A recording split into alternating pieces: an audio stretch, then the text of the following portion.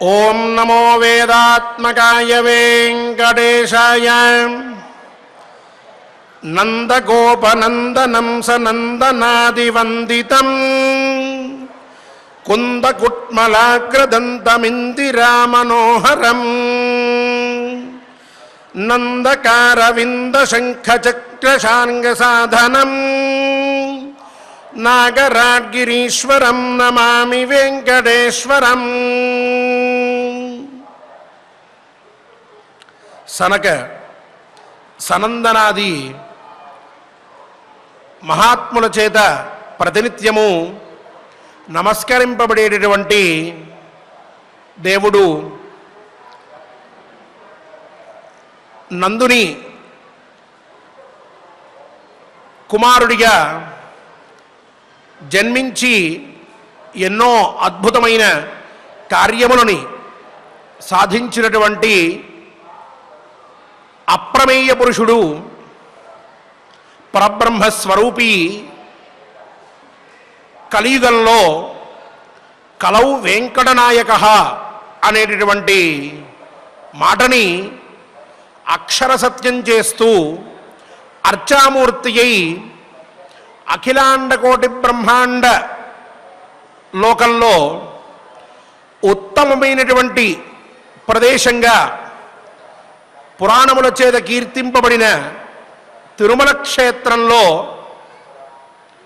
మన ఈ ప్రదేశంలో ఆవిర్భవించి రమారమణుడై నిత్యము కూడా విరాజిల్లుతూ ఉన్నారు శ్రీనివాస స్వామి వారు. వారి దివ్యానుగ్రహ విశేషంతో మనందరం కూడా ప్రతినిత్యము ఆయురారోగ్య ఐశ్వర్యములతో ప్రకాశిస్తూ మనకున్న కొద్దిపాటి సమయాన్ని ఆయన సేవలో మనందరం కూడా వినియోగిస్తూ చక్కటి గ్రంథాలన్నిటిని కూడా ఎంతో భక్తి శ్రద్ధలతో ప్రతినిత్యము కూడా ఆలకిస్తూ ఉన్నాం, విచారించుకుంటూ ఉన్నాం, పారాయణ చేస్తూ ఉన్నాం. ఈ విశేషం అందరికీ దక్కేటటువంటిది కాదు. ఇది ఎంతో పుణ్యకార్యం, ఎంతో గొప్ప కార్యం. వినేటటువంటి ప్రతి మాట, పలికేటటువంటి ప్రతి పదము, చెప్పేటటువంటి ప్రతి నామము, కీర్తించేటటువంటి భగవత్ గుణ విశేషము, ఇవన్నీ కూడా మనందరినీ సర్వథా రక్షిస్తూ ఉంటాయి. ఆ రక్షణ మాతో పాటు మీ అందరికీ కూడా కలగాలనేటటువంటి సత్సంకల్పంతో మేము ప్రతినిత్యము స్వామివారిని ప్రార్థిస్తూనే ఉన్నాం. ఈ సంకల్పం కూడా మనందరం అదే భావనతో చక్కగా చేసుకుందాం.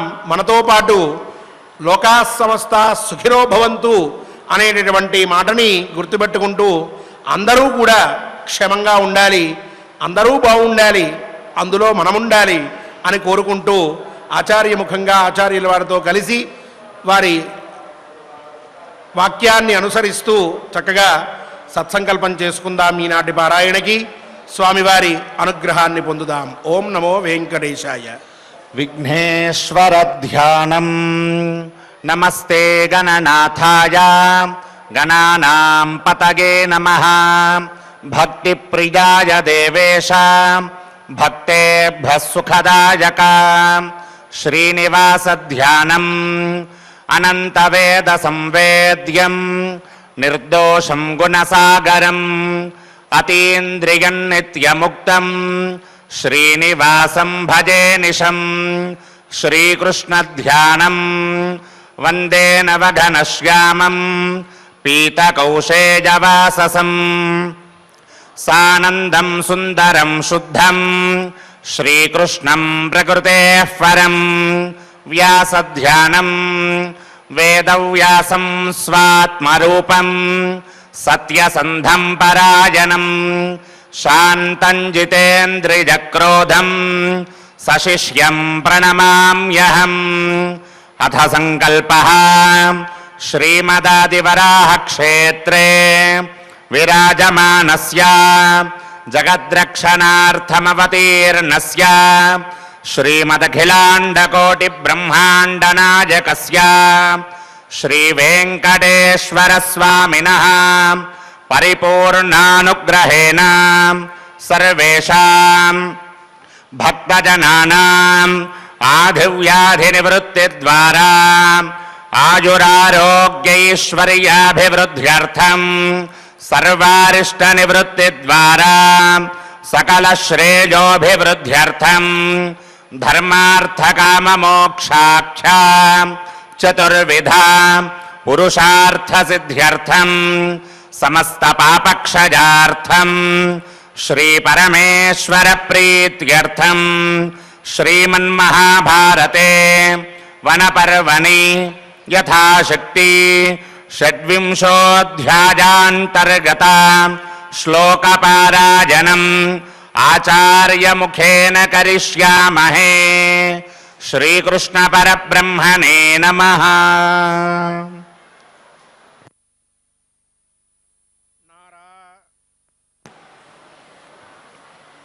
నారాయణం నమస్కృత్య నరం చైవ నరోత్తమం దేవీం సరస్వతీం వ్యాసం తతో జయముదీరయేత్. అథ షడ్వింశోऽధ్యాయః. వైశంపాయన ఉవాచ వసత్సు వై ద్వైతవనే పాండవేషు మహాత్మసు అనుకీర్ణం మహారణ్యం బ్రాహ్మణైః సమపద్యత.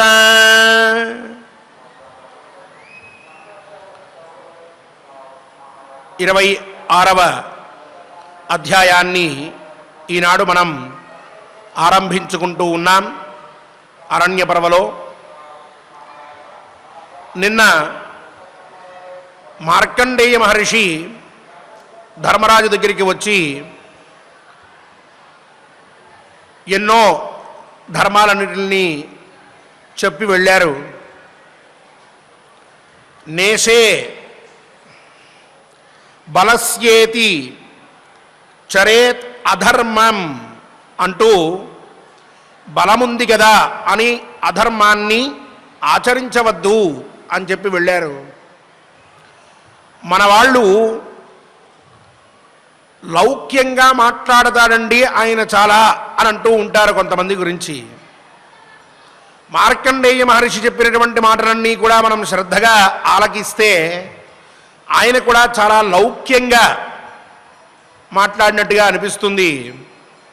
బలం ఉన్నటువంటి వాడి దగ్గరికి వచ్చి బలముంది కదా అని అధర్మం చెయ్యవద్దు అని చెప్పి వెళ్ళారు అని అంటే అది కూడా ఎక్కడ బయటపడకుండా ఆయన ఆ కాలంలో ఆ సమయంలో ఆ పరిస్థితుల్లో ఉన్నటువంటి ధర్మరాజు దగ్గరికి వచ్చి చెప్పి వెళ్ళారు అని అంటే ఎంత నిగూఢమైనటువంటి మాటలు మాట్లాడారో ఆయన ఆలోచించవచ్చు.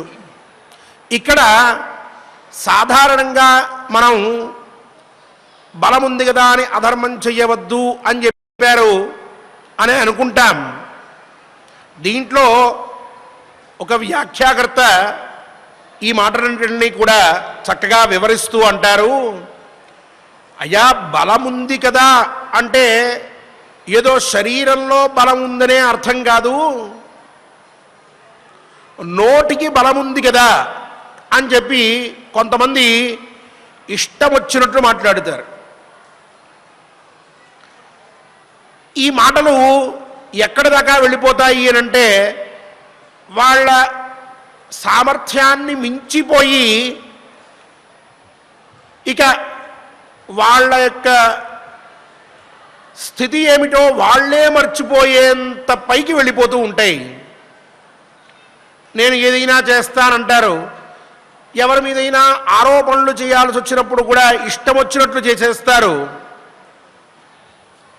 ఏం మాట్లాడతారో వాళ్ళకే తెలియదు.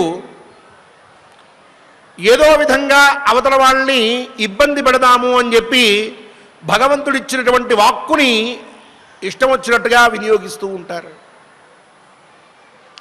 ఇటువంటి వారికి కూడా ఈ మాట వర్తిస్తుంది.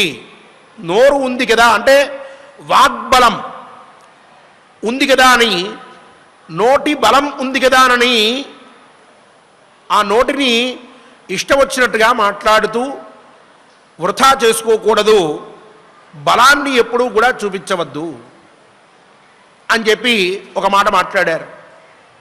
దీన్నే ఇంకొంచెం లోతుగా ఆలోచించి మనం పరిశీలిస్తే ధర్మశాస్త్రంలో దగ్గర చెప్తారు ఉత్కర్షానృత భాషణ అని.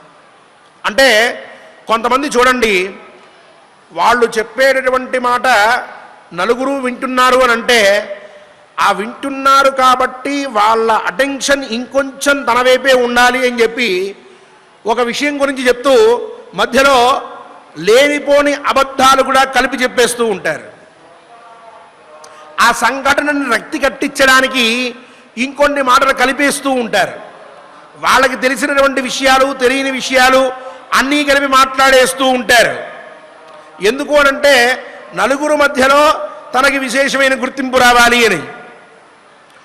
అది ఒక పాపంగా చెప్పింది శాస్త్రం. ఆ పాపం నుంచి అంటే ఎవరన్నా వింటున్నారు అనేటటువంటి మాట పెట్టుకుని లేనిపోని మాటలు కల్పించి చెప్పిన, అబద్ధాలు మాట్లాడేసిన, ఆనందంతో అబద్ధాలు చెప్పడం మొదలుపెట్టిన అది కూడా పాపమే, దానికి ప్రాయశ్చిత్తం చేసుకోవాలి, లేకపోతే నరకం ప్రాప్తిస్తుంది అని ధర్మశాస్త్రం చెప్పింది. నేషే బలస్యేతి చరేద ధర్మం సరిగ్గా సరిపోతుంది అక్కడ. ఈ వాగ్బలం ఉంది కదా అని ఇష్టం వచ్చినట్టు మాట్లాడితే ఆ పాపం నరకాన్ని కలగజేస్తుంది అని ఒక అర్థం. ఇంకో మాట ఏం చెప్తారంటే ఇదే శ్లోకాలకి వ్యాఖ్యానం చేస్తూ, నాయనా వాక్కుతో మాత్రమే కాదు మనస్సుతో కూడా పాపం ఆచరించద్దు. మనోబలం ఉంటుంది కొంతమందికి, వాళ్ళు ఏ విషయాన్ని గురించైనా సరే ఇష్టం వచ్చినంతసేపు చక్కగా ఆలోచిస్తూ ఉండగలరు, మనసులో ఎన్ని మాటలైనా అనుకుంటూ ఉండగలరు. మనకైతే ఎంతో సమయం ఉండదు, మన పనులు మనకి సరిపోతూ ఉంటాయి. కాబట్టి ఉన్న సమయాన్ని భగవదారాధనలోనో ఇలాంటి సత్కథా కాలక్షేపాల్లోనో గడుపుతూ ఉంటాం. కానీ కొంతమందికి కావలసినంత సమయం ఉంటుంది. ఓ మహాత్ముడు చెప్పినట్లుగా నువ్వు రాక్షసుడిగా మారడానికి మొట్టమొదటి మెట్టు ఏమిటి అని అంటే నీ ఏకాంతం అని చెప్తారు. ఏ పని పెట్టుకోకుండా కూర్చుంటే, ఖాళీగా ఉంటే రాక్షసుడు అవ్వడానికి ఓ మెట్టు ఎక్కేశాడు అని అర్థం. అటువంటి వారు ఏం చేస్తూ ఉంటారు, వాడిలా బతుకుతాడు, వీడికి ఇంత ఆస్తి ఎక్కడి నుంచి వచ్చింది, వాడు అక్కడికి ఎందుకు వెళ్ళాడు, వాడు ఇలా అయిపోవాలి, వాడికి అలా కష్టం కలగాలి, వీడు నాశనం అయిపోవాలి, నా ముందు వీడు ఏడుస్తూ ఉంటే నేను వెళ్ళి ఓదార్చాలి, పలానా వాడు ఎప్పుడైనా సరే ఇట్లా యాక్సిడెంట్ అయి పడిపోతే నేను వెళ్ళి వాడికి సహాయం చేస్తే అప్పుడు నేనంటే ఏంటో వాడికి తెలుస్తుంది. ఎక్కడి నుంచి వస్తుందండి ఇంత ఓపిక? అర్థం కావట్లే. వాళ్ళకు వస్తుంది, వాళ్ళకి అంత సమయం లభిస్తుంది. ఇలాంటి ఆలోచనలు చేస్తూ కూర్చుంటే అవతలి వాడికి కష్టం వచ్చినప్పుడు వాడిని నేను ఆదుకున్నప్పుడు కానీ నా విలువ వాడికి తెలియదు అనేంత అధమ స్థితికి చేరిపోయి మనస్సులో లేనిపోని ఆలోచనలు పెట్టుకుని అవతలి వాడి యొక్క అపకారం గురించి వీడు శ్రద్ధగా కూర్చుని ఏసీ రూములో ఆలోచిస్తూ ఉన్నాడు అనంటే ఎంత మనోబలం వాడికి ఉండాలి, ఆ మనోబలంతో వాడు ఎంత పాపం చేస్తూ ఉండాలి. నేషే బలస్యేతి చరేదధర్మం, మనోబలం ఉంది కదా అని అధర్మం చెయ్యవద్దయ్యా.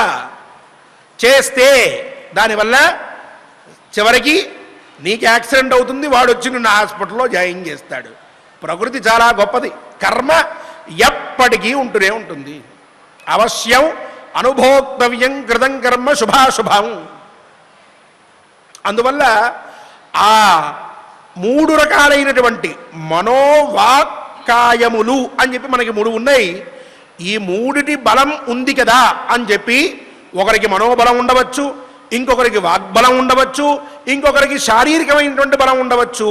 ఈ మూడు బలాలు ఉన్నాయి కదా అని చెప్పి ఇష్టం వచ్చిన రీతిన ప్రవర్తిస్తూ వెళ్తే చివరికి మిగిలేది దుఃఖమే, సుఖం లేదు అంటూ మార్కండేయ మహర్షి చాలా అద్భుతమైనటువంటి వాక్యాలు చెప్పి నిన్న ఉత్తర దిక్కుగా బయలుదేరి వెళ్ళారు. ఇది నిన్నటి వృత్తాంతం. ఎందుకు నిన్నటి వృత్తాంతం మనం చెప్పుకుంటున్నాం ఇప్పుడు అనంటే, తర్వాత అధ్యాయానికి ఇది ఉపోద్ఘాతం.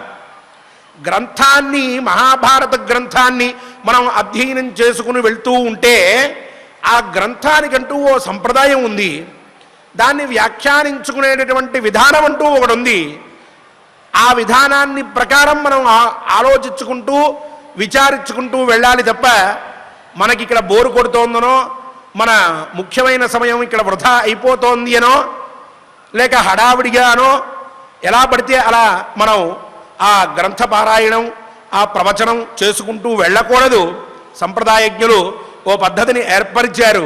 అందుకని మనం ఒక్కొక్క అధ్యాయానికి ఉపోద్ఘాతంలో ఏమేం విషయాలు ఉంటాయో ఆ విషయాల్ని ఆ అధ్యాయానికి ముందర చక్కగా విచారించుకుంటూ ఒక చక్కటి ప్లాట్ఫామ్ వేసుకుంటూ వెళ్తూ ఉన్నాం. అప్పుడు తర్వాత అధ్యాయంలో ఉన్న విషయాలు మన బుర్రకు పట్టడానికి.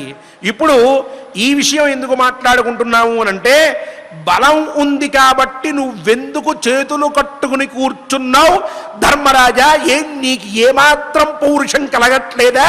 ఇక్కడ కూర్చుని నీ తమ్ముళ్ళు కష్టపడుతూ అక్కడికి వెళ్ళి ఆకులు, అలములు, పళ్ళు, పాలు తీసుకొస్తూ ఉంటే అవి తిని కూర్చుంటున్నావు తప్ప లేచి నుంచుని దుర్యోధన నీ బ్రతుకెంత, నువ్వెంత, నా ముందు నువ్వు ఆగగలవా అని చెప్పి ధనుత్తు పట్టుకుని యుద్ధానికి వెళ్ళి వాడి బ్రతుకుని ఈనాటితో తెల్లార్చెయ్యకుండా 12 సంవత్సరాలు నాతో కలిపి ఇక్కడ అరణ్యంలో కూలబడాల్సిన అవసరం నీకే ప్రాప్తించింది అంటూ అడగబోతోంది ద్రౌపదీదేవి తర్వాత అధ్యాయాల్లో.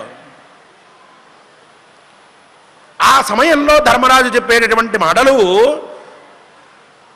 మనకి మార్కండేయ మహర్షి ఏ విషయాలైతే చెప్పారో ఆ విషయాల్ని ఆధారం చేసుకుని పై మాటలుగా మాట్లాడుతూ ఉంటాడు. అందువల్ల ఈ విషయాలు అంటే బలం ఉంది కదా అని చెప్పి అధర్మం ఆచరించవద్దు అనేటటువంటి మాటని ధర్మరాజు తర్వాత అధ్యాయంలో వ్యాఖ్యానిస్తూ వెళ్తాడు. ఎన్నో మాటలు మాట్లాడుతోంది ద్రౌపదీదేవి. చూస్తూ ఉంటే ఆశ్చర్యం వేస్తుంది మనకి. ఆవిడ మాట్లాడే మాటలన్నిటినీ కలిపి ఆయన చాలా సూక్ష్మంగా సమాధానం ఇచ్చేస్తూ ఎక్కడి మాటని అక్కడ ఆయన సమాధానపరుస్తూ వెళ్తాడు. చాలా బాగుంటుంది. ఆ అధ్యాయంలో ఉండేటటువంటి ధర్మరాజు యొక్క స్థితి ఇగో ఈ అధ్యాయం నుంచి వచ్చినటువంటిదే.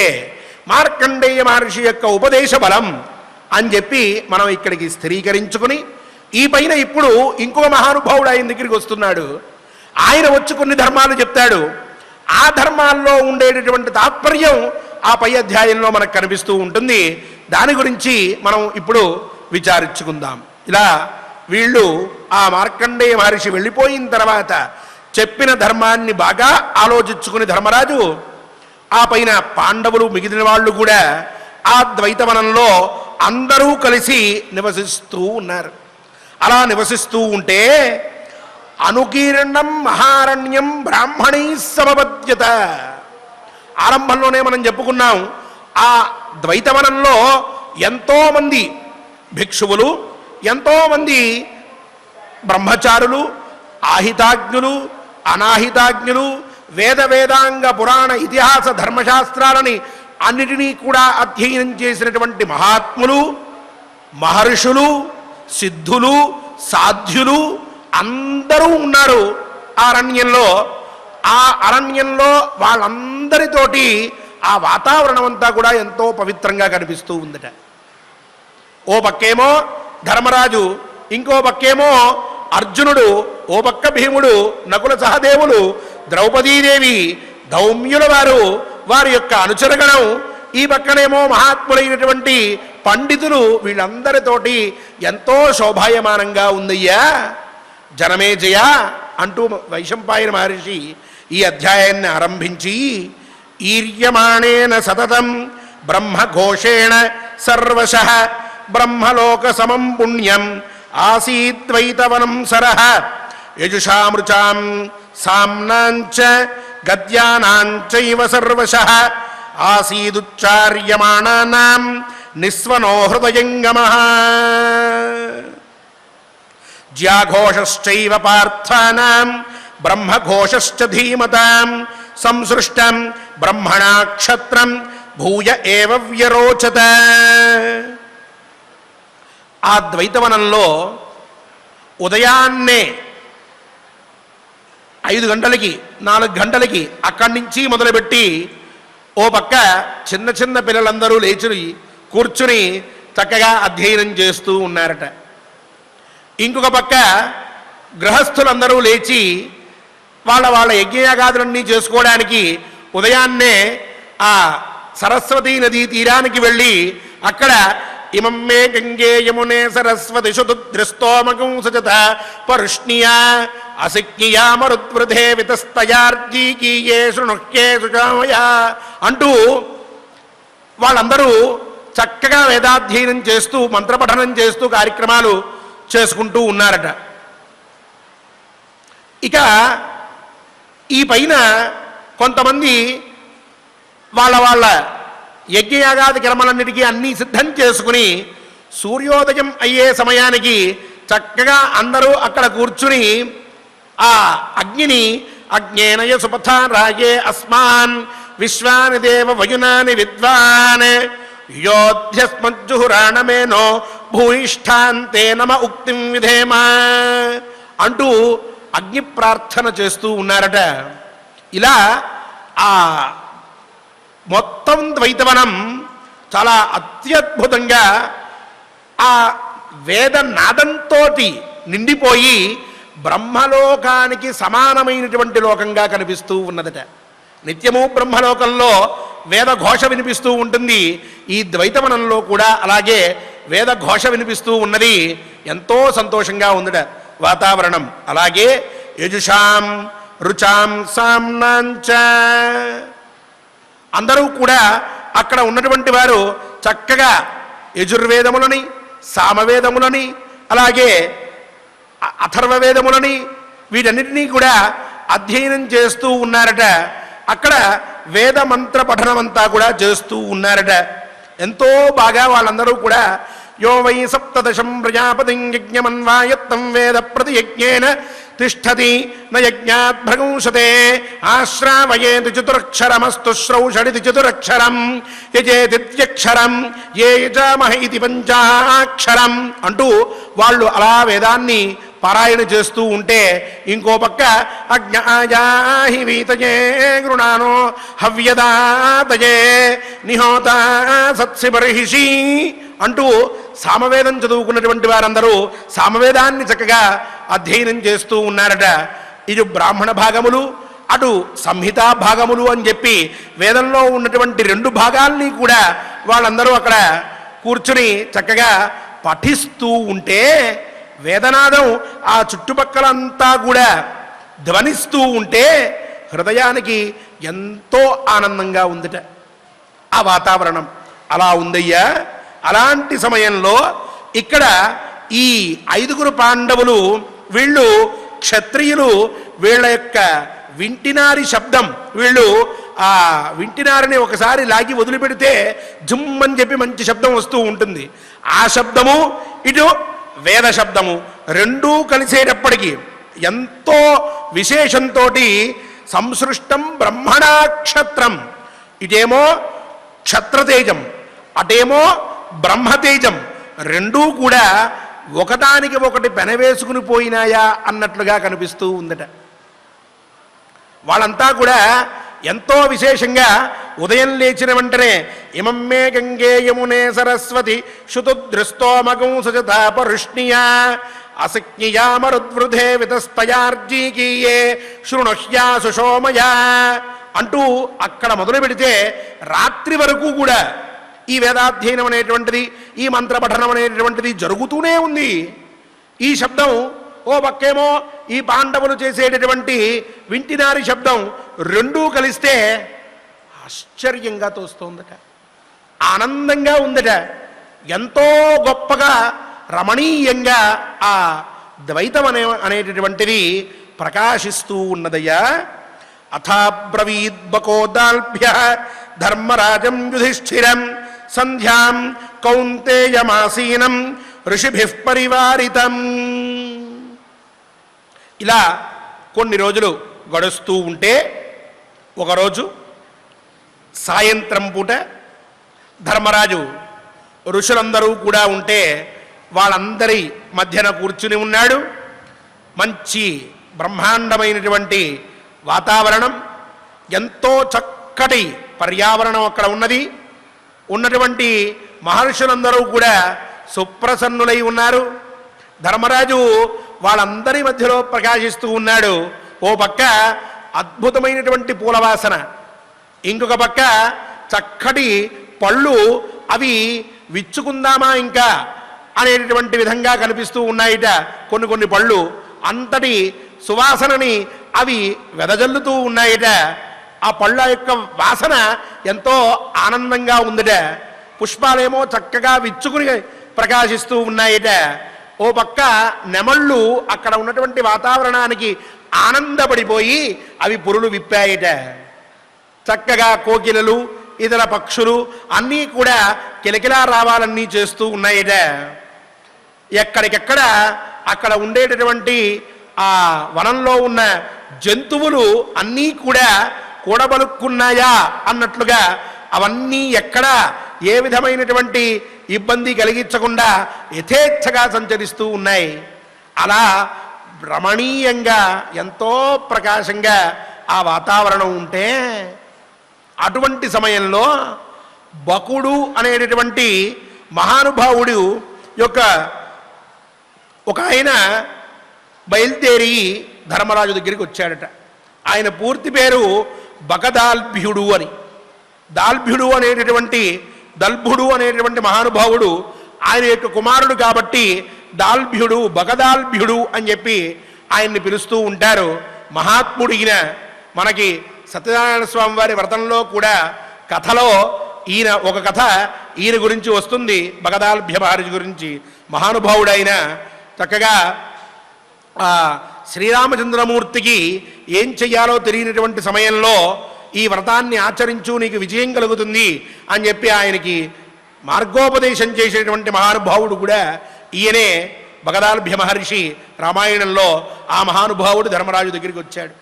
వచ్చి కూర్చున్నాడు. ఆయన్ని దగ్గర కూర్చుని చెప్తూ ఉన్నాడు, పశ్య ద్వైతవనే పార్థ బ్రాహ్మణానాం తపస్వినాం హోమవేలాంకురుశ్రేష్ఠ సంప్రజ్వలిత పావకాం చరంతి ధర్మం పుణ్యేస్మిన్ త్వయా గుప్తా ధృతవ్రతాః భృగవః అంగిరశ్చైవ వాసిష్ఠాః కాశ్యపైః సహ ఆగస్త్యాశ్చ మహాభాగాః ఆత్రేయాశ్చోత్తమవ్రతాః సర్వస్య జగదశ్రేష్ఠాః బ్రాహ్మణాః సంగతాస్త్వయా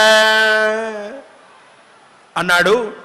ధర్మరాజా, ఈ ద్వైత వనంలో ఈ మహాత్ములు ఇంతమంది తపస్సు చేస్తూ ఉన్నారే, ఇంతమంది అగ్నిహోత్రం అనేటటువంటి కర్మ చేస్తూ ఉన్నారే, ఆ చేస్తూ ఉన్నప్పుడు చూడు, ఆ అగ్ని ఎంత గొప్పగా ప్రజ్వలిస్తూ ఉన్నదో, ఎంత అందంగా ఉందో చూడు. ఈ యొక్క ఆనందం ఎక్కడ మనకు దొరుకుతుంది? అంత మనోహరమైనటువంటి దృశ్యం ఎక్కడైనా చూడగలమా? శాస్త్ర విధిని అతిక్రమించక చక్కగా సకాలంలో నియమ నిష్ఠలతో మహానుభావులైనటువంటి పండితులు చేసేటటువంటి ఒక కార్యం ద్వారా, ఒక పని వల్ల ఆ అగ్ని అలా ప్రజ్వలిస్తూ ఉంటే చూడ్డానికి ఎంత బాగుందో చూశావా? అలాగే ఈ పవిత్రమైనటువంటి ద్వైతవనంలో నీ చేత రక్షింపబడుతూ వ్రత నియమాలన్నిటిని కూడా పాటిస్తూ భృగవః అంగిరశ్చైవ వాసిష్ఠాః కాశ్యపైః సహ, భృగు గోత్రానికి సంబంధించిన వారు, ఆంగిరస గోత్రానికి సంబంధించినటువంటి వారు, వశిష్ఠ వంశానికి సంబంధించిన వారు, అలాగే కశ్యప, అగస్త్య, మహాభాగ, అత్రి మొదలైనటువంటి వంశాలకి సంబంధించినటువంటి ఎంతోమంది ద్విజశ్రేష్ఠులు, బ్రాహ్మణోత్తములు నీ పక్కన ఉన్నటువంటి వారై ఇక్కడ ఎన్నో మంచి పనులు చేస్తూ ఉంటే ఎంతోమంది ఈ వంశములకి సంబంధించినటువంటి మహాత్ములు వచ్చి నిన్ను కలిసి వెళ్తూ ఉన్నారు. ఎంత బాగుందో చూశావా? ఇదంతు వచనం పార్థ శృణుష్వ గదతో మమ భ్రాతృభిः సహ కౌంతేయ యత్వాం వక్ష్యామి కౌరవ బ్రహ్మక్షత్రేణ సంసృష్టం క్షత్రం చ బ్రహ్మణా సహ ఉదీర్ణే దహతః శత్రూన్ వనానీవాగ్నిమారుతౌ నా బ్రాహ్మణస్తాత చిరం బుభూషేత్ ఇచ్ఛన్నిమం లోకమముంచ జేతుం వినీత ధర్మార్థమపేతమోహం లబ్ధ్వా ద్విజన్నుదతి నృపః సపత్నాన్. ధర్మరాజా, సోదరులతో ఉన్నావు నువ్వు, నేను చెప్పే మాట వింటూ ఉండు, జాగ్రత్తగా విను అంటే ధర్మరాజు శ్రద్ధగా ఆయన వైపు చూస్తూ ఉన్నాడు. ఏం చెప్తాడా మహాత్ముడు అని చెప్పి. పాండవులు కూడా మిగిలిన వారు, తక్కిన వారందరూ ఆ మహాత్ముడి వైపు అత్యంత భక్తి శ్రద్ధలతో చూస్తూ ఉన్నారు. నమస్కరిస్తూ ఆయన చెప్పడం మొదలుపెట్టాడు. నాయనా, ఇక్కడ ఇంతమంది బ్రాహ్మణోత్తములు ఉన్నారు కదా, వీళ్ళందరితోటి నువ్వు జతగట్టినట్లయితే, అలాగే క్షత్రియులతోటి బ్రాహ్మణులు జతగట్టినట్లయితే, అగ్ని వాయువు రెండూ కలిస్తే ఒక వనం ఎలా అయితే దహించుకుపోతుందో అట్లా శత్రువులు కూడా దహించుకుపోతారయ్యా. నీకు వీళ్ళ బలం ఇప్పుడు కావలసి ఉన్నది. అందువల్ల వీళ్ళందరినీ కూడా నువ్వు ఎప్పుడూ కూడా ఆశ్రయిస్తూ ఉండు, వాళ్ళతో కలిసి ఉంటూ ఉండు. ఇహ పరలోకాలు జయించాలి అనేటటువంటి రాజుకి, వాడికి వీళ్ళ బలం ఉండి తీరవలసిందే. అదే లేదనుకో వాడు ఎక్కువ కాలం జీవించలేడు, ఇష్టం వచ్చినట్టు ప్రవర్తిస్తూ ఉంటాడు. ధర్మమేది అధర్మమేది అని చెప్పేటటువంటి వాడు వాడి పక్కన లేకపోతే చాలా ప్రమాదంగా ఉంటుంది. కాబట్టి ధర్మార్థ కామాల గురించి పూర్తిగా తెలిసినటువంటి పండితులని నువ్వు పక్కన పెట్టుకున్నట్లయితే నీకు అపజయం అనేటటువంటిది రాదు. పైగా అలా తెలిసినటువంటి వాడిని నువ్వు ఆశ్రయిస్తే నీకు ఎప్పటికీ కూడా శత్రువులు అనేటువంటి వారు ఉండరు.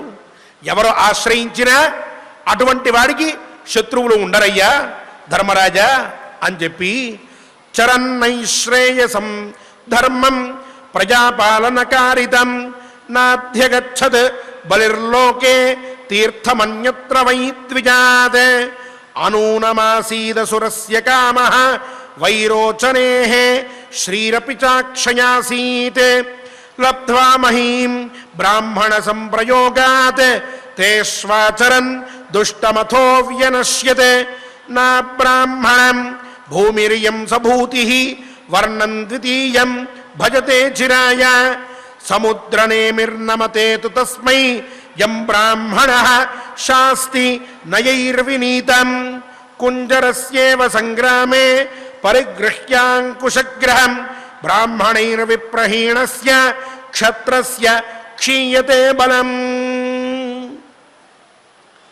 ధర్మరాజా, బలిచక్రవర్తి ప్రజా పాలన కోసం అని చెప్పి ఏదైతే ఒక ధర్మం ఏర్పరిచి ఉన్నదో అటువంటి ధర్మాన్ని ఆచరిస్తూ నిశ్రేయసమైనటువంటి ధర్మాన్ని ఆయన అనుష్ఠిస్తూ ఉత్తమమైనటువంటి ప్రయోజనాన్ని పొందాడయ్యా. అలా ఆయన ఆ ధర్మం తెలుసుకోవడానికి కారణం కూడా బ్రాహ్మణ యొక్క అనుగ్రహం, వాడి యొక్క బలం మాత్రమే. అది బాగా గుర్తుపెట్టుకో. అలాగే విరోచనుడి కుమారుడైనటువంటి బలి ముందుగా బ్రాహ్మణ బలంతో, వాళ్ళ అనుగ్రహంతో, వాళ్ళ ఆలోచనతో రాజ్యాన్ని పొందాడు. పొందిన తర్వాత అక్షయమైనటువంటి ఐశ్వర్యాన్ని ఆయన పొందాడు. అది కూడా పొందిన తర్వాత ఇక అనవసరమైనటువంటి కామాలకి లోనైపోయాడు.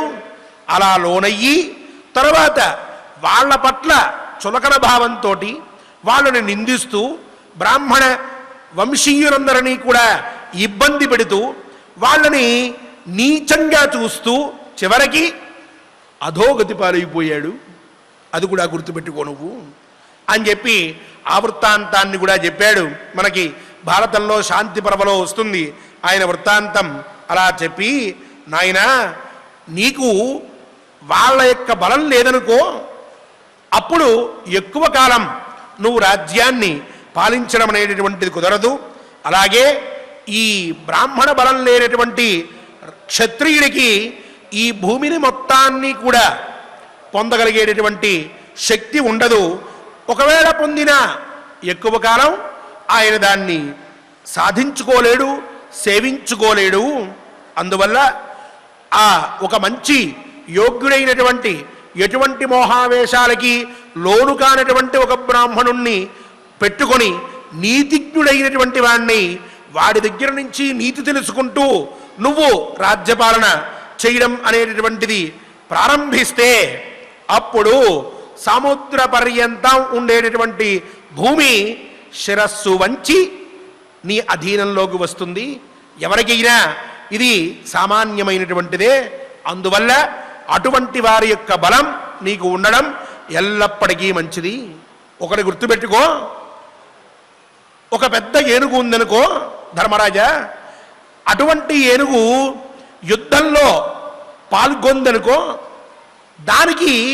దాన్ని నియంత్రించడానికి అటు ఇటు దాన్ని తీసుకుని వెళ్ళడానికి మావటీవాడు లేడనుకో దాని మీద, దాని బలం ఏమున్నట్టు? అది యుద్ధంలో నిలబడగలుగుతుందా? శత్రువు నుంచి తప్పించుకోగలుగుతుందా? మావటీవాడైతే అది యుద్ధంలో ఎటు వెళ్ళాలి, ఎక్కడ ఎవరిని ఎలా ఎదుర్కోవాలి అని దానికి తెలియజేస్తూ దాన్ని ముందుకు తీసుకెళ్తాడు. తద్వతు క్షత్రియుడు కూడా ఒక బ్రాహ్మణ సహాయం లేనట్లయితే వాడి బలం క్షీణించి చివరికి నశించిపోతాడు. అందువల్ల నువ్వు ఎప్పటికైనా ఇవి గుర్తుపెట్టుకోవాలి.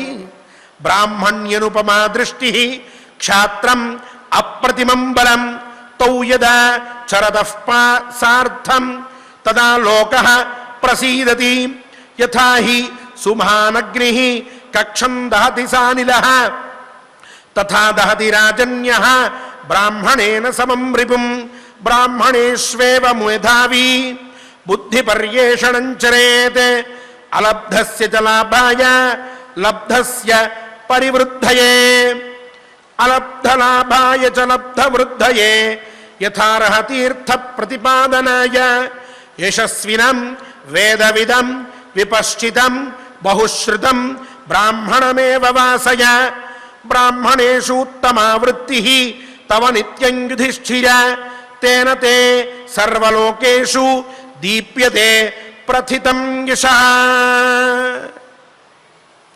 ధర్మరాజా, నీతిశాస్త్రం, అర్థశాస్త్రం, ధర్మశాస్త్రం, రాజశాస్త్రం, రాజనీతి శాస్త్రం ఇవన్నీ కూడా బాగా తెలిసి పురాణములు, వేదములు ఇవన్నీ కూడా బాగా చదివినటువంటి వాడు ఎవరైతే ఉంటాడో అటువంటి వాడి బుద్ధి, వాడి జ్ఞానం పోలిక లేనటువంటిదై ఉంటుందయ్యా. అంత గొప్ప జ్ఞానం కలిగి ఉంటాడు వాడు. అలాగే క్షత్రియుడికి బలం ఎక్కువగా ఉంటుంది. కాబట్టి వీళ్ళిద్దరూ కలిసి నడిస్తే లోకం సుఖంగా ఉంటుంది, లోకక్షేమం కలుగుతుంది. వాయువుతో కూడినటువంటి అగ్ని మహారణ్యాన్ని దహించి వేసినట్లుగా తథా దహతి రాజన్య బ్రాహ్మణేన సమం రిపుం. శత్రువుని నాశనం చెయ్యాలి అని అంటే బ్రాహ్మణుడితో కలిసినటువంటి క్షత్రియుడు ఉండాలి. అప్పుడే వాడు శత్రువుని నాశనం చేయగలుగుతాడు. గుర్తుపెట్టుకో. అలాగే బుద్ధివంతుడైనటువంటి వాడు తనకి లభించినటువంటి దాన్ని పొందాలి అనుకున్నట్లయితే, ఏ రాజైతే తనకు కావాలి ఒక విషయం అని కోరుకుంటాడో, ఒక సుఖం కావాలని కోరుకుంటాడో అటువంటి వాడు ఈ శాస్త్రాలన్నీ తెలిసినటువంటి వాడిని ఆశ్రయించి వాడి ద్వారా అవన్నీ కూడా పొందుతూ ఉండాలి. అది బుద్ధిమంతుడు చేయవలసినటువంటి పని. అలాగే యోగక్షేమములు అంటాం. అప్రాప్తస్య ప్రాప్తిర్యోగ ప్రాప్తస్య రక్షణం క్షేమ అని చెప్పి, దొరకనటువంటి దాన్ని, ఇప్పటిదాకా లభించినటువంటి దాన్ని పొందడాన్ని యోగము అంటాము, దాన్ని రక్షించుకోవడాన్ని క్షేమము అంటాము. దీన్నే యోగక్షేమములు పూర్వం ఉత్తరాల్లో రాసేవారు. మీ యోగక్షేమములు తెలపవలసినది అంటే మీరు ఏం కొత్తగా పొందారో, పొందినటువంటి వాడిని ఎలా రక్షించుకున్నారో వీటన్నిటినీ తెలియజేయవలసింది అని తాత్పర్యం. దాంట్లో మన ప్రాచీన కాల భాష అంత గొప్పగా ఉండేది.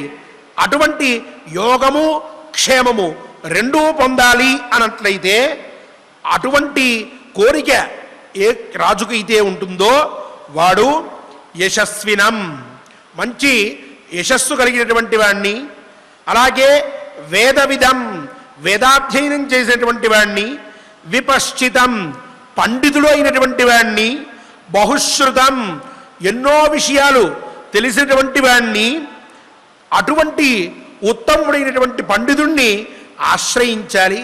నువ్వు కూడా ఇప్పుడు అదే పని చేయి. చేస్తే నీకు ఇప్పుడు దొరకందేదుందో అది దొరుకుతుంది, దొరికింది ఏదైతే ఉంటుందో అది తర్వాత కాలంలో క్షేమంగా ఉంటుంది. అందువల్ల నువ్వు ఈ విషయాలు గుర్తుపెట్టుకో, వీటి బట్టి ఆచరించు. మహానుభావ, నువ్వు ఎప్పుడూ కూడా వాళ్ళ విషయంలో, పండితుల విషయంలో ఉదారమైన స్వభావంతో ఉంటున్నావు కాబట్టి అలాగే నువ్వు నీ జీవితాన్ని కొనసాగిస్తూ వెళ్ళు. అలా చేస్తే నీ యశస్సు, నీ కీర్తి అన్ని లోకాల్లో కూడా ప్రకాశిస్తూ ఉన్నది, ఇకపైన ప్రకాశిస్తూ కూడా ఉంటుందయ్యా ధర్మరాజా. ఇవన్నీ కూడా గుర్తుపెట్టుకో అని చెప్పి ఆయన ఈ విషయాలన్నీ చెప్పి, ఈ సమయంలో తపస్సు అలాగే ధర్మము ఇవన్నీ కూడా ఆచరిస్తూనే ఏ వ్యక్తి యందు ఏ విధంగా ప్రవర్తించాలో కూడా చాలా చక్కగా చెప్పారు. ఆ పైన జరిగిన వృత్తాంతాన్ని వైశంపాయన మహర్షి చెప్తూ ఉన్నారు. తతస్తే బ్రాహ్మణా సర్వే భగందాల్భ్యం అపూజయన్ యుధిష్ఠిరే స్తూయమానే భూయః సుమనసో భవన్. ద్వైపాయనో నారదశ్చ జామదజ్ఞః పృథుశ్రవాః ఇంద్రద్యుమ్నో భాలుకిశ్చ కృతచేతాః సహస్రపాత్ కర్ణశ్రవాశ్చ ముంజశ్చ లవణాశ్వశ్చ కాశ్యపః హారీతః స్థూణకర్ణశ్చ హరీతస్థూణకర్ణశ్చ అగ్నివేశ్యోథ శౌనకః కృతవాక్చ సువాక్చైవ బృహదశ్వో విభావసుః ఊర్ధ్వరేతో వృషామిత్రః సుహోత్రో హోత్రవాహనః ఏతే చాన్యా చ బహవః బ్రాహ్మణాః సంశితవ్రతాః అజాతశత్రుమానర్చుః పురందరమివర్షయః. ఇది శ్రీమన్మహాభారతే వనపర్వాంతర్గత అర్జునాభిగమన పర్వణి ద్వైతవన ప్రవేశే షడ్వింశోऽధ్యాయః. వైశంపాయన మహర్షి ఆ పైన బకదాల్భ్యుడు చెప్పినటువంటి వృత్తాంతాన్ని మొత్తాన్ని ఆ రోజులకి, ఆ కాలానికి, అప్పటికి ధర్మరాజుకు కావలసినటువంటి మాటలన్నింటినీ కూడా, ఏవేవైతే ముఖ్యమైనటువంటి మాటలు ఉన్నాయో ఆ మాటలన్నింటినీ కూడా చక్కగా జనమేజయ మహర్షికి వినిపించిన తర్వాత ఆ పైన వృత్తాంతాన్ని చెప్తున్నాడు. జనమేజయ, ఆ తరువాత ధర్మరాజు అక్కడ ఉన్నటువంటి వారందరితోటి స్తుతింపబడుతూ ఉంటే, అందరూ ఆయన్ని ప్రార్థిస్తూ ఉంటే, అప్పుడు అక్కడ ఉన్నటువంటి మహానుభావులు ఈ బకదాల్భ్యుడు అనేటటువంటి మహానుభావుణ్ణి పూజించారయ్యా. ఆ తరువాత వ్యాస, నారద, పరశురామ, పృథుశ్రవస, ఇంద్రద్యుమ్న, భాలుకి, కృతచేతస, సహస్రపాత్, కర్ణశ్రవస, ముంజ, లవణాశ్వ, కాశ్యప, హారీత, స్థూణకర్ణ, అగ్నివేశ్య, శౌనక, కృతవాక్, సువాక్, బృహదశ్వ, విభావసు, ఊర్ధ్వరేతా, వృషామిత్ర, సుహోత్ర, హోత్రవాహన మొదలైనటువంటి మహర్షులు ఎంతోమంది కఠోర నియమాల్ని పాటించేటటువంటి వారందరూ కూడా మహర్షులు, తపస్సంపన్నులు ఆ వనంలో మహానుభావుడిగా ప్రకాశిస్తూ ఇంద్ర సమానమైన తేజస్సుతోటి ఉన్నటువంటి ఆ ధర్మరాజుని పూజించారయ్యా అంటూ 26వ అధ్యాయాన్ని పూర్తి చేశారు. ఇక రేపటి నుంచి ద్రౌపదీదేవి ధర్మరాజుతోటి తన యొక్క కోపాన్ని, క్రోధాన్ని ఎలా ఆవిష్కరిస్తోందో, ఆవిడ ఎటువంటి మాటలు మాట్లాడుతోందో మనందరం కూడా తెలుసుకోబోతూ ఉన్నాం. అత్యంత హృదయంగా, అత్యంత ఉత్కంఠగా, అత్యంత రమణీయంగా, అత్యంత అర్థవంతంగా, ఎంతో లోతుగా కూడా మనకి కొన్ని అంశాలు ఇక పైనుంచి తెలుస్తూ ఉంటాయి. అరణ్య పర్వలోని ప్రధానమైనటువంటి ఘట్టం ఇక రేపటి నుంచి మనకు ఆరంభమవుతూ ఉన్నది. ఈనాటి ఈ మహర్షుల యొక్క పేర్లన్నీ కూడా మనం విన్నాం. వాళ్ళందరి యొక్క అనుగ్రహంతో మనందరం సుఖంగా ఉండాలి అని చెప్పి పరమాత్మని ప్రార్థిస్తూ ఆచార్యముఖంగా మనందరం కూడా పారాయణ చేసుకుందాం. శ్రీనివాస స్వామి వారి దివ్యానుగ్రహాన్ని పొందుదాం. ఓం నమో వెంకటేశాయ. ఓం నమో వెంకటేశాయ. చక్కగా ఈ అధ్యాయంలో బ్రహ్మక్షత్రయోహో అన్యోన్య పాలన విధానం ఏదైతే ఉందో దాని గురించి మనం తెలుసుకున్నాం. సహజంగా మనం ఏదైనా ఒకరు పాలించాలి అని అంటే దానికి బుద్ధి బలం చాలా అవసరం. ఆ బుద్ధి బలాన్ని ఇచ్చేటటువంటి వారు ఒకరు ఉండాలి. అదేవిధంగా కేవలము బుద్ధి బలం ఉంటే సరిపోదు, కాస్త బాహుబలం కూడా ఉండాలి.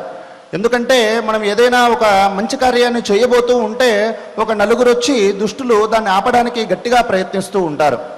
అలా ప్రయత్నిస్తూ ఉన్నటువంటి సందర్భంలో ఈ క్షాత్రం అనేటటువంటి స్థితి శక్తి ఏదైతే ఉందో వారు ఆ బాహుబలంతో వారందరినీ కూడా నాశనం చేసి ప్రజా సంక్షేపం చెయ్యాలి అనేటటువంటిదే ఈ శాస్త్రము యొక్క అభిప్రాయం.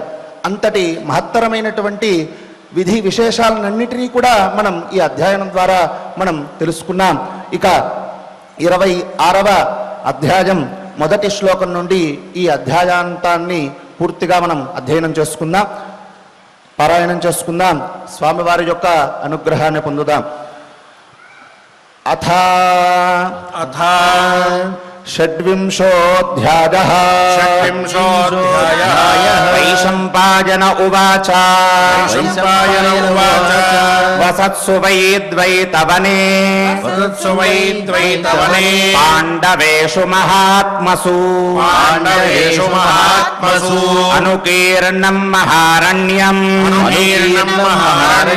బ్రాహ్మణైః సమపద్యత కీర్యమాణేన సతతం బ్రహ్మఘోషేణ సర్వశః బ్రహ్మలోకసమం పుణ్యం ఆసీద్వైతవనం సరః యజుషామృచాం సామ్నాం చ సత్యానాం చైవ సర్వశః ఆసీదుచ్చార్యమాణానాం నిస్వనో హృదయంగమః వ్యాఘోషశ్చైవ పార్థానాం బ్రహ్మఘోషశ్చ ధీమతాం సంసృష్టం బ్రహ్మణా క్షత్రం భూయ ఏవ వ్యరోచత తథా బ్రవీద్బకోదాల్భ్యః ధర్మరాజం యుధిష్ఠిరం సంధ్యాం కౌంతేయమాసీనం ఋషిభిః పరివారితం పశ్యద్వైతవనే పార్థ బ్రాహ్మణానాం తపస్వినాం హోమవేలాం కురు శ్రేష్ఠ సంప్రజ్వలిత పావకాం చరంతి ధర్మం పుణ్యేస్మిన్ త్వయా గుప్తా ధృతవ్రతాః భృగవోంగిరసశ్చైవ వాసిష్ఠాః కాశ్యపైః సహ అగస్త్యాశ్చ మహాభాగాః ఆత్రేయాశ్చోత్తమవ్రతాః సర్వస్య జగతః శ్రేష్ఠాః బ్రాహ్మణాః సంగతాస్త్వయా ఇదం తు వచనం పార్థ శృణుష్వ గదతో మమ భ్రాతృభిః సహ కౌంతేయ యత్వాం వక్ష్యామి కౌరవ బ్రహ్మక్షత్రేణ సంసృష్టం క్షత్రం చ च ब्रह्मणा सह क्षत्रं च ब्रह्मणा सह उदीर्णेदहतः शत्रून् उदीर्णेदहतः शत्रून् वनानीवाग्निमारुतौ वनानीवाग्निमारुतौ न ब्राह्मणस्तात चिरं बभूषेत् ब्राह्मणस्तात चिरं बुभूषेत् इच्छन्निमं लोकममुञ्च जेतुम् इच्छन्निमं लोकममुञ्चजेतुम् विनीतधर्मार्थमपेतमोहम् विनीतधर्मार्थमपेतमोहम् लब्ध्वा द्विजं नुदति नृपः सपत्नान् चरन्नैः श्रेयसं धर्मम् चरन्वैश्रेयसन्धर्मम् प्रजापालनकारितम् प्रजापालनकारितम् नाध्यगच्छद्बलिर्लोके नाध्यगच्छद्बलिर्लोके तीर्थमन्यत्र वै द्विजात् तीर्थमन्यत्र वै द्विजात् अनूनमासीदसुरस्य कामः अनूनमासीदसुरस्य कामः वैरोचने श्रीरपि चाक्षजासीत् वैरोचने श्रीरपि चाक्षयासीत् लब्ध्वा महीं ब्राह्मणसम्प्रयोगात् लब्ध्वा महीं ब्राह्मणसम्प्रयोगात् तेष्वाचरन् दुष्टमथो व्यनश्यत् तेष्वाचरन् दुष्टमथो व्यनश्यत् न ब्राह्मणं भूमिरियं स भूतिः ब्राह्मणं भूमिरियं स भूतिः वर्णन् द्वितीयं भजते चिराजा वर्णं द्वितीयं भजते चिराय समुद्रनेमिर्नमते तु तस्मै समुद्रनेमिर्नमते तु तस्मै ब्राह्मणः शास्तिनयैर्विनीतम् यं ब्राह्मणश्चास्ति नयैर्विनीतम् कुञ्जरस्येव सङ्ग्रामे कुञ्जरस्येव सङ्ग्रामे परिगृह्याङ्कुशग्रहम् परिगृह्याङ्कुशग्रहम् ब्राह्मणैर्विप्रहीणस्य ब्राह्मणैर्विप्रहेणस्य तत्रस्य क्षीयते बलम् क्षत्रस्य क्षीयते बलम् ब्राह्मण्यनुपमा दृष्टिः ब्राह्मण्यनुपमा दृष्टिः छात्रमप्रतिमं बलम् छात्रमप्रतिमं बलम् तौ यदाचरतः सार्धम् अन्यदाचरदसार्धम् तदा लोकः प्रसीदति तदा लोकः प्रसीदति यथा हि सुमहानग्निः यथा हि सुमहानग्निः तक्षं दहति सानिलः तक्षं दहति सानिलः तथा दहति राजन्यः तथा दहति राजन्यः ब्राह्मणेन समं रिपुम् ब्राह्मणेन समं रिपुम् ब्राह्मणेष्वेव मेधावी ब्राह्मणेष्वेव मेधावी बुद्धिपर्येषणं चरेत् बुद्धिपर्येषणं चरेत् अलब्धस्य च लाभाय अलब्धस्य च लाभाय लब्धस्य परिवृद्धये लब्धस्य परिवृद्धये अलब्धलाभाय च लब्धवृद्धये अलब्धलाभाय च लब्धवृद्धये यथार्हतीर्थप्रतिपादनाय तीर्थप्रतिपादनाय यशस्विनं वेदविदं विपश्चितम् यशस्विनं वेदविदं विपश्चितम् बहुश्रुतं ब्राह्मणमेव वासय बहुश्रुतं ब्राह्मणमेव वासय ब्राह्मणेषु उत्तमा वृत्तिः ब्राह्मणेषु उत्तमा वृत्तिः तव नित्यं युधिष्ठिरा तव नित्यं युधिष्ठिरा तेन ते सर्वलोकेषु येन ते सर्वलोकेषु दीप्यते प्रथितं यशः दीप्यते प्रथितं यशः वैशम्पायन उवाच वैशम्पायन उवाच ततस्ते ब्राह्मणाः सर्वे ततस्ते ब्राह्मणाः सर्वे सकन्दाल्भ्यमपूजयन् सकन्दाल्भ्यमपूजयन् युधिष्ठिरे स्तूयमाने युधिष्ठिरे स्तूयमाने भूयस्सु मनसो भवन् भूयस्सु मनसो भवन् द्वैपायनो नारदश्च द्वैपायनो नारदश्च रामदज्ञः पृथुश्रवाः रामदज्ञः पृथुश्रवाः इन्द्रद्युम्नो भालुकिश्च इन्द्रद्युम्नो भालुकिश्च कृत कृतचेताः सहस्रपात् कृतचेताः सहस्रपात् कर्णश्रवाश्च मुञ्जश्च कर्णस्रवाश्च मुञ्जश्च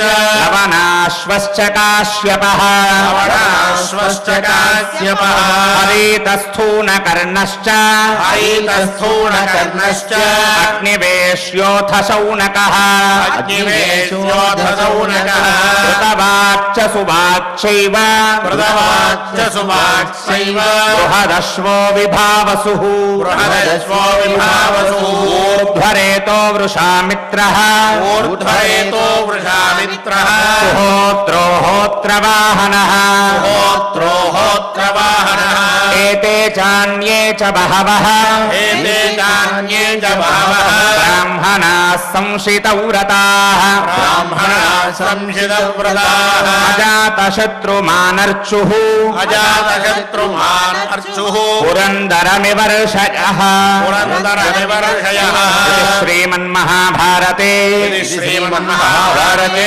वनपर्वान्तर्गता अर्जुनाभिगमन पर्वणि अर्जुनाभिगमन पर्वणि द्वैतवनप्रवेशे द्वैतवन प्रवेशे षड्विंशोऽध्यायः विंशोऽध्यायः ఓం నమో వెంకటేశాయ. శ్రీ కె సుబ్రహ్మణ్యం గారు మరియు ఇతర అన్నమాచార్య ప్రాజెక్ట్ కళాకారులందరూ కూడా సంసిద్ధులై ఉన్నారు గోవిందనామ సంకీర్తనం చేయడం కోసమని. మనం కూడా చక్కగా గోవింద గోవింద అంటూ ఆ స్వామివారిని ప్రార్థిద్దాం, ఆయన అనుగ్రహాన్ని పొందుదాం.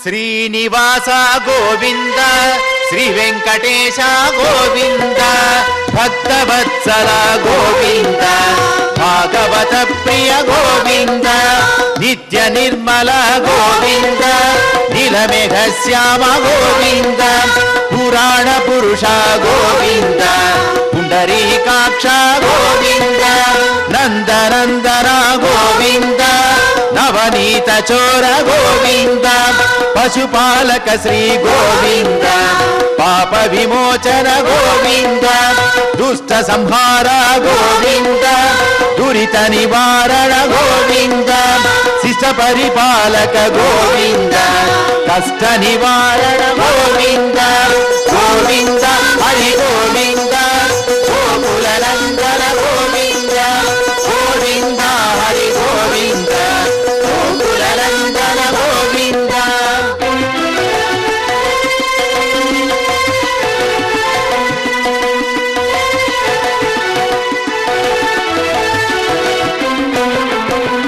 వజ్రమకుటధర గోవింద వరాహమూర్తి గోవింద గోపీ జనలోల గోవింద గోవర్ధనోద్ధార గోవింద దశరథనందన గోవింద దశముఖమర్దన గోవింద పక్షివాహన గోవింద పాండవ ప్రియ గోవింద మత్స్యకూర్మ గోవింద మధుసూదన హరి గోవింద వరాహ నరసింహ గోవింద వామన భృగురామ గోవింద బలరామానుజ గోవింద బౌద్ధ కల్కిధర గోవింద వేణుగాన ప్రియ గోవింద వెంకటరమణ గోవింద సీతానాయక గోవింద నందన గోవింద గోవింద హరి గోవింద గోకుల నందన గోవింద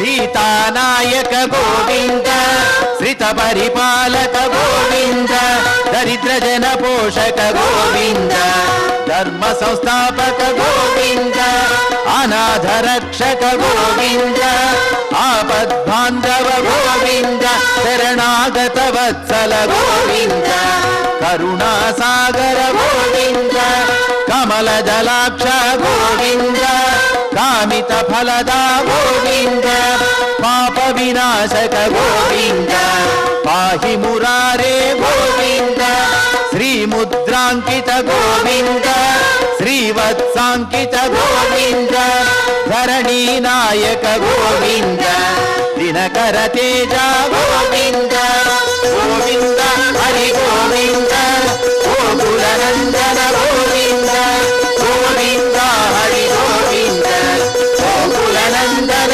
గోవింద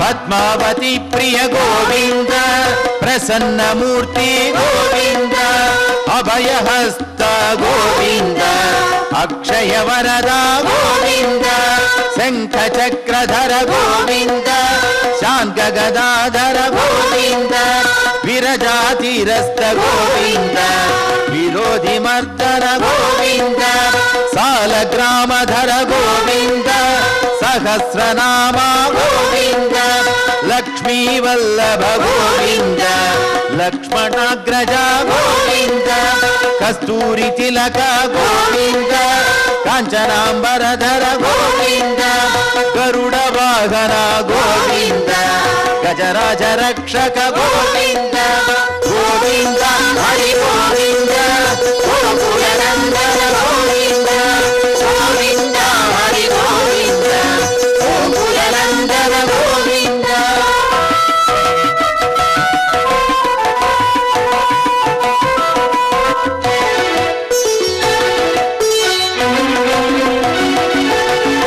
వానర సేవిత గోవింద వారధి వందన గోవింద సప్తగిరీశ గోవింద ఏక స్వరూప గోవింద శ్రీరామకృష్ణ గోవింద రఘుకుల నందన గోవింద ప్రత్యక్ష దేవ గోవింద పరమ దయాకర గోవింద వజ్ర కవచధర గోవింద వైజయంతి మాలా గోవింద వడ్డీ కాసులవాడ గోవింద వసుదేవతనయ గోవింద బిల్వ పత్రార్చిత గోవింద భిక్షుక సంస్థుత గోవింద శ్రీ పుంరూప గోవింద శివకేశవమూర్తి గోవింద గోవింద హరి గోవింద గోకుల నందన గోవింద గోవింద హరి గోవింద గోకుల నందన గోవింద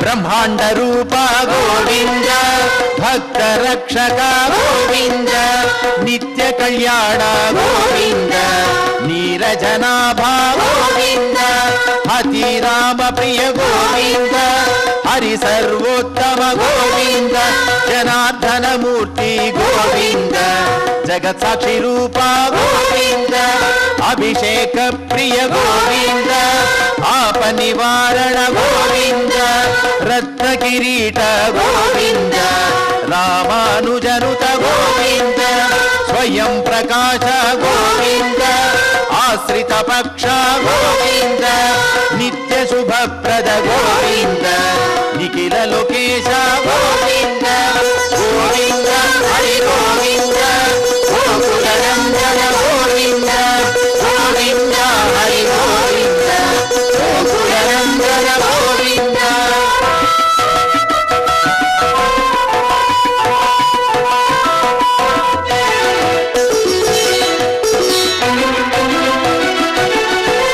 ఆనంద రూప గోవింద ఆద్యంతరహిత గోవింద ఇహ పరదాయక గోవింద ఇభరాజ రక్షక గోవింద పరమదయాళో గోవింద పద్మనాభ హరి గోవింద తిరుమల వాస గోవింద తులసీ వనమాల గోవింద శేష సాయినే గోవింద శేషాద్రి నిలయ గోవింద మత్స్యావతార గోవింద ఏడు కొండలవాడ గోవింద గోవింద హరి గోవింద గోకుల నందన గోవింద గోవింద హరి గోవింద గోకుల నందన గోవింద గోవింద హరి గోవింద గోకుల నందన గోవింద గోవింద హరి గోవింద